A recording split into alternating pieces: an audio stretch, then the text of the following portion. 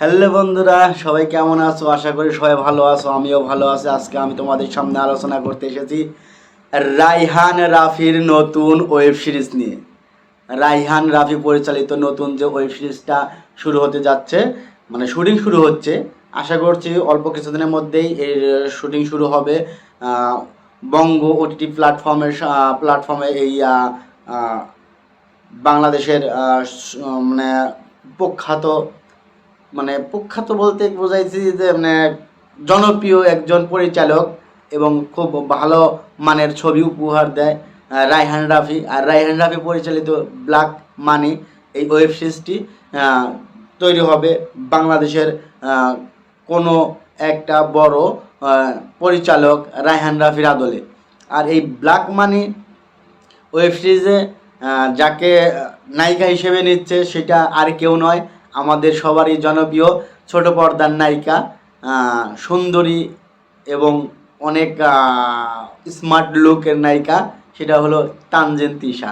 আমি জানি তানজিন তিশা সবারই পছন্দনীয় একজন নায়িকা। তো তাকে নিয়ে শুরু হবে বাংলাদেশে ওটিটি প্ল্যাটফর্মে, বঙ্গ ওটিটি প্ল্যাটফর্মে ওয়েব সিরিজটা হলো ব্ল্যাক মানি। আর রায়হান রাফি মানে হিট। রায়হান রাফির যেগুলা সিনেমা হয়েছে সবগুলাই হিট এবং ফ্লপ, সবগুলাই হিট মুভি, সুপার হিট যাকে বলে।